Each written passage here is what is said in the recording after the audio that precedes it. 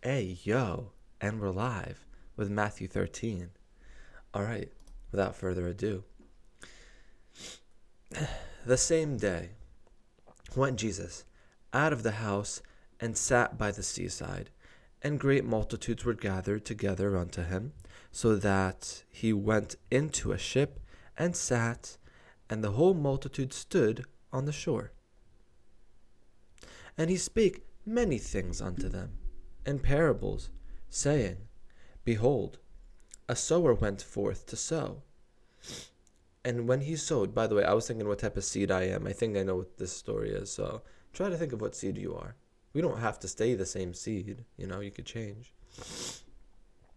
A sower went forth to sow. And when he sowed, some seeds fell by the wayside, and the fowls came and devoured them up. Some fell upon stony places, where they had not much earth, and forthwith they sprung up, because they had no deepness of earth. And when the sun was up, they were scorched, and because they had no root, they withered away. And some fell among thorns, and the thorns sprung up and choked them. But other fell into good ground, and brought forth fruit, some 100-fold, some 60-fold, some 30-fold. Who hath ears to hear, let him hear. Who hath, it's too breathy, you run out of breath saying two words in a row. Who hath ears to hear, let him hear. And the disciples came and said unto him, Why speakest thou unto them in parables? He answered and said unto them, Because it is given unto you to know the mysteries of the kingdom of heaven, but to them it is not given. For whosoever hath, to him shall be given, and he shall have more abundance. But whosoever hath not, from him shall be taken away even that he hath. Interesting.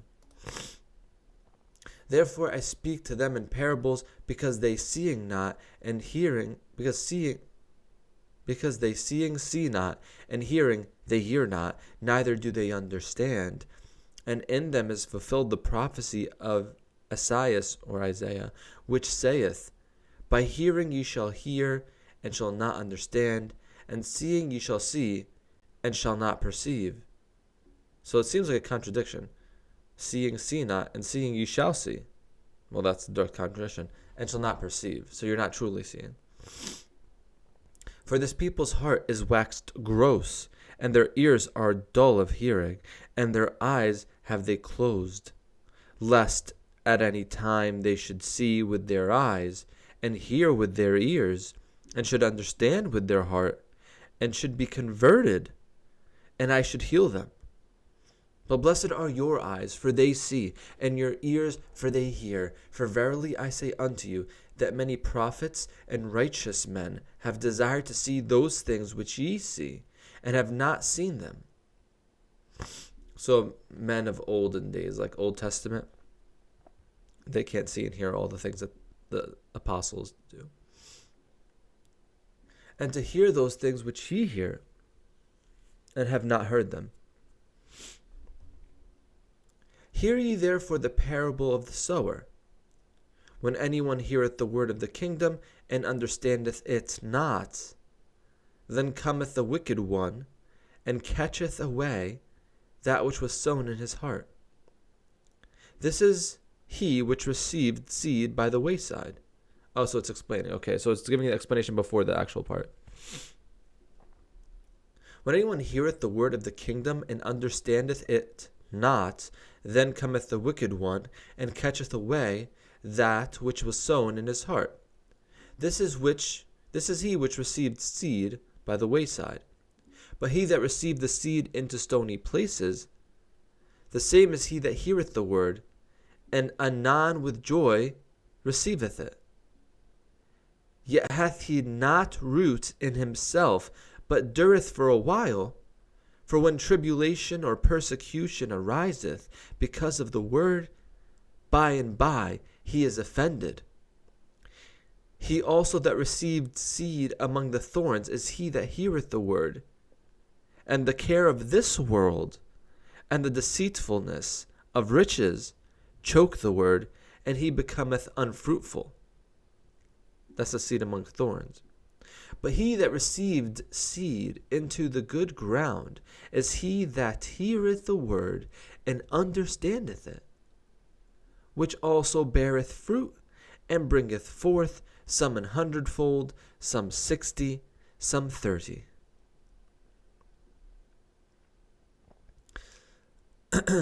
Another parable put he forth unto them, saying, The kingdom of heaven is likened unto a man which sowed good seed in his field.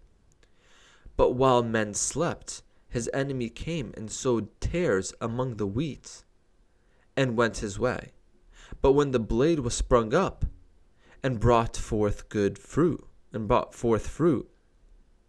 then appeared the tares also. So the servants of the householder came and said unto him, Sir, didst not thou sow good seed in thy field? From whence then hath it tares? He said unto them, An enemy hath done this. The servants said unto him, Wilt thou then that we go and gather them up? But he said, Nay, lest while ye gather up the tares, ye root up also the wheat with them. Let both grow together until the harvest.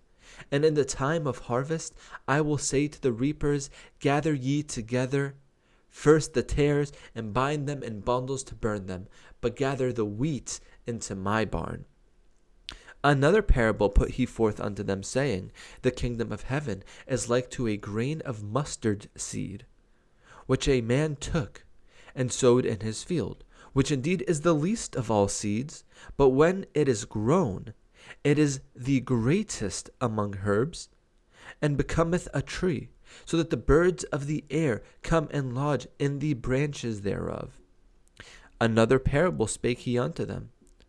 The kingdom of... Okay, let's just pause for a second. The kingdom of heaven is like a grain of mustard seed, which a man took. The man took the mustard seed, which is the kingdom of heaven, and sowed that kingdom of heaven into his field.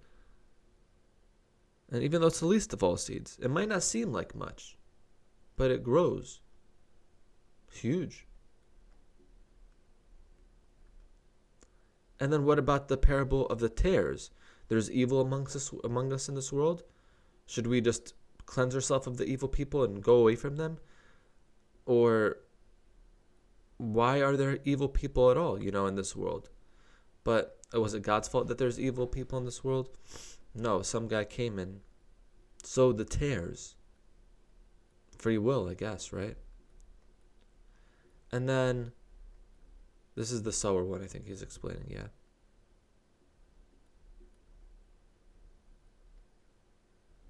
Yeah, that's a bit, okay. All right, let's get back to it. Another parable spake he unto them. The kingdom of heaven is like unto leaven, which a woman took. I feel like the leaven analogy, it's like, do we like leaven, do we not? I don't think anyone really knows. Which a woman took and hid in 3 measures of meal, till the whole was leavened. So this is like a mustard seed where the leaven spreads, Hidden leaven. Why would it need to be hidden?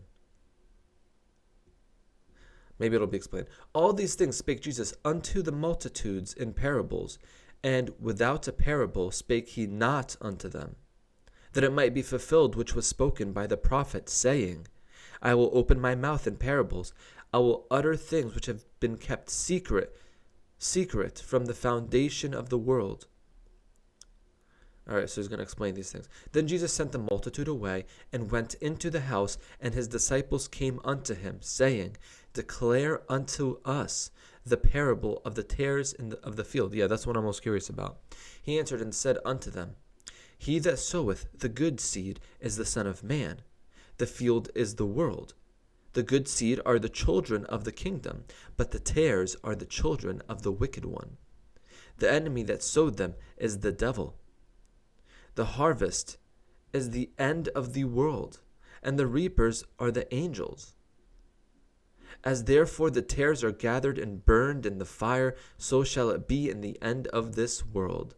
The Son of Man shall send forth his angels, and they shall gather out of his kingdom all things that offend, and them which do iniquity,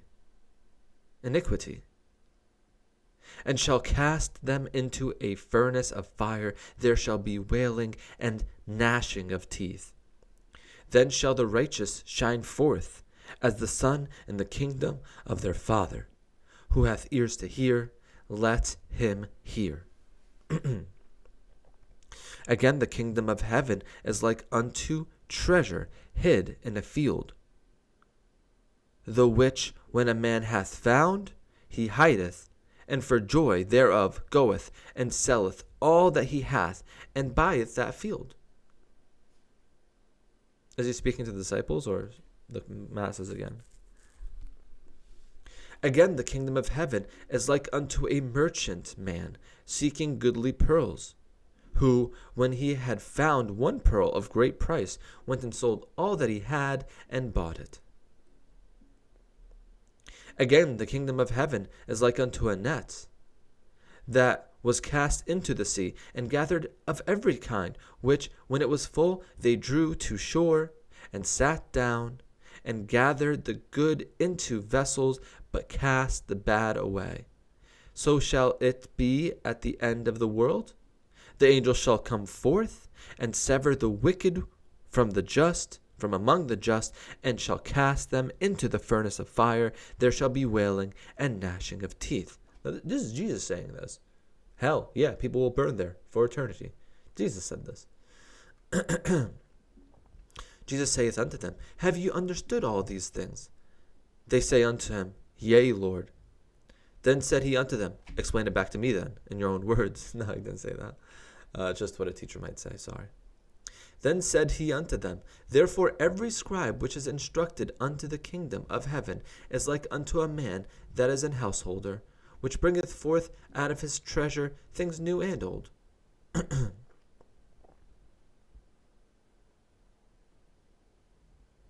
Like the New and Old Testament. And it came to pass that when Jesus had finished these parables, he departed thence.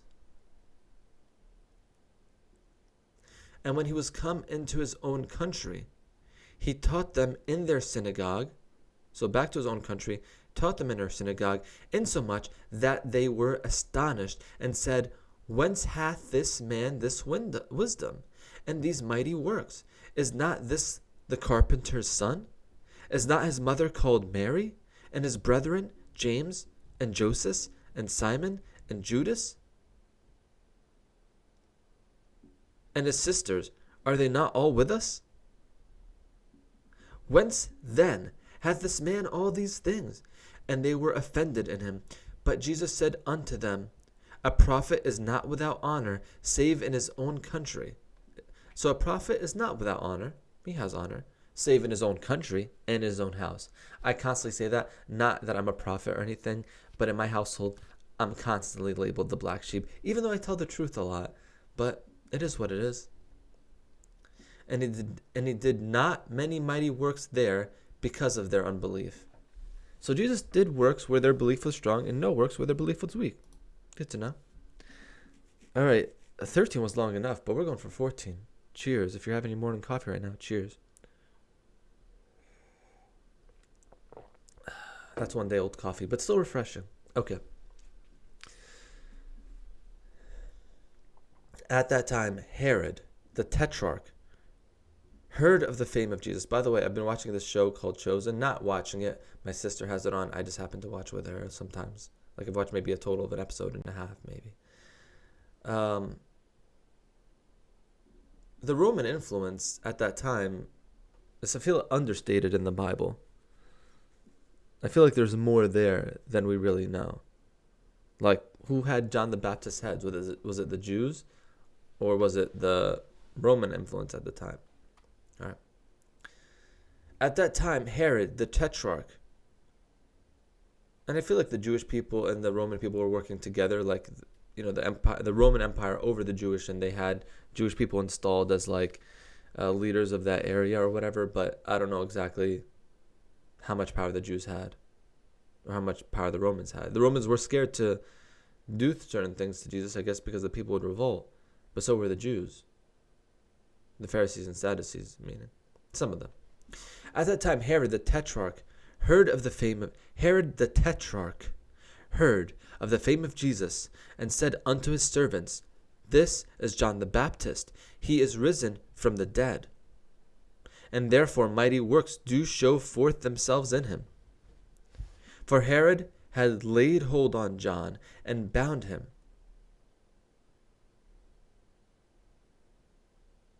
and put him in prison for Herodias' sake, his brother Philip's wife. It's kind of weird. So Herod is doing a favor for his brother's wife. You're disgusting, bro. For John said unto him, It is not lawful for thee to have her. Oh, he is definitely disgusting. And when he would have put him to death, he feared the multitude, because they counted him as a prophet. But when Herod's birthday was kept, the daughter of Herodias danced before them and pleased Herod. Whereupon he promised with an oath to give her whatsoever she would ask.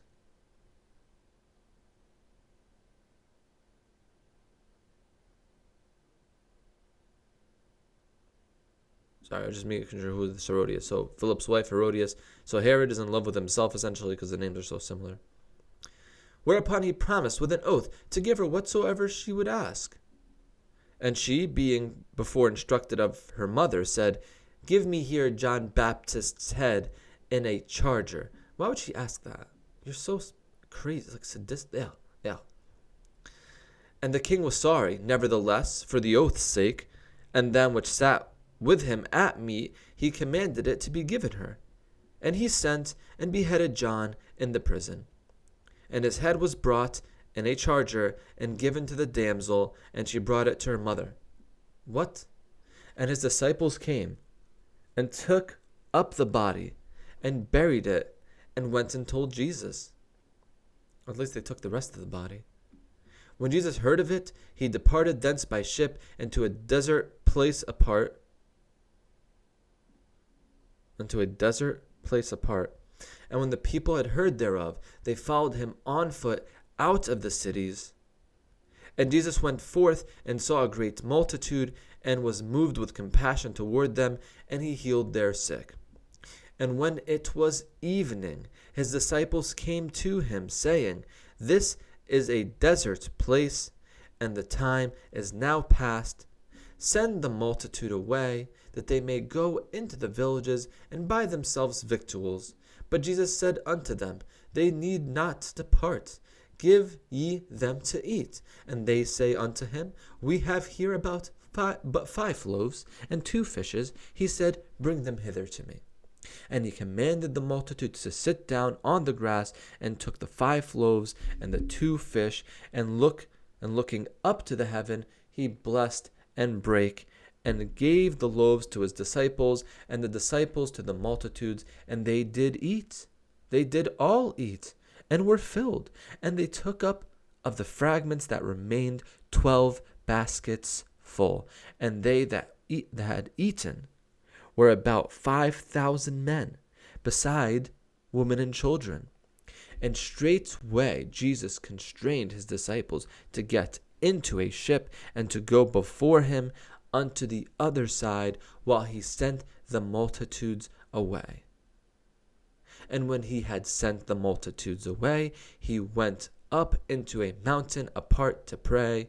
And when the evening was come, it's interesting the language used here, a desert apart, like a desert a little bit away from them, or a mountain apart, a mountain a little bit away from them. And when the evening was come, he was there alone. But the ship was now in the midst of the sea, tossed with the waves, for the wind was contrary. And in the 4th watch of the night, Jesus went unto them, walking on the sea. And when the disciples saw him walking on the sea, they were troubled, saying, It is a spirit. And they cried out for fear. But straightway Jesus spake unto them, saying, Be of good cheer, it is I, be not afraid. And Peter answered and said, Lord, if it be thou, bid me come unto thee on the water. And he said, Come. And when Peter was come down out of the ship, he walked on the water to go to Jesus. But when he saw the wind boisterous, he was afraid, and beginning to sink, he cried, saying, Lord, save me. And immediately Jesus stretched forth his hand and caught him, and said unto him, O thou of little faith, wherefore didst thou doubt? Why didst thou doubt? And when they were come into the ship, the wind ceased. Then they that were in the ship came and worshipped him, saying, Of a truth, thou art the Son of God. At Gennesaret. Oh, the Gennesaret from Dune. And when they were gone over, they came into the land of Gennesaret.